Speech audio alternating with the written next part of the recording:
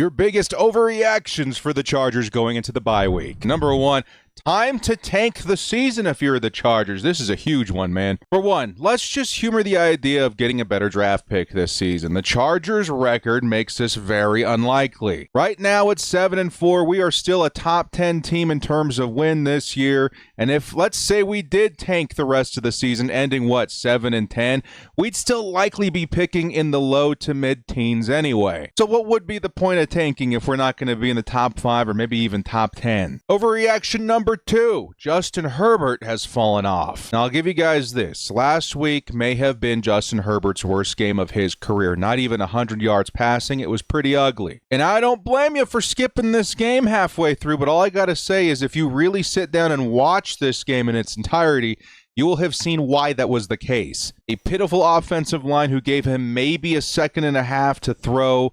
He got absolutely clobbered that game. So how much of that is on Herbert is up for you to decide. Just know that his previous month of football was absolutely stellar. He would log 1,117 passing yards and 9 touchdowns. I think Herb was allowed to have a bad day given the circumstances. Next up, Jesse Minter is now absolutely cooked. This is mostly an overreaction. Because in my opinion, Minter's defense is still one of the best in the league versus the pass specifically. But I'm not going to hide the fact that he was absolutely exposed versus the Jags. Now, this may have something to do with Liam Cohen specifically, who did the same thing to us last year as the Buccaneers offensive coordinator. To me, Minter is still a great defensive coordinator, but we need to be wary of what Liam Cohen was able to accomplish. It's going to become the blueprint for the rest of the league on how to take down the Bolts from here on out. The next one is the Chargers will miss the playoffs. This, to me, again, is another overreaction based on last week's loss. We're currently sitting around 60 to 65% chance to make the postseason, which still is pretty strong considering the rest of the league. And right now, it does look like 10 wins should get the job done, which, again, never say never. But their tiebreaker over Kansas City could just push us over the edge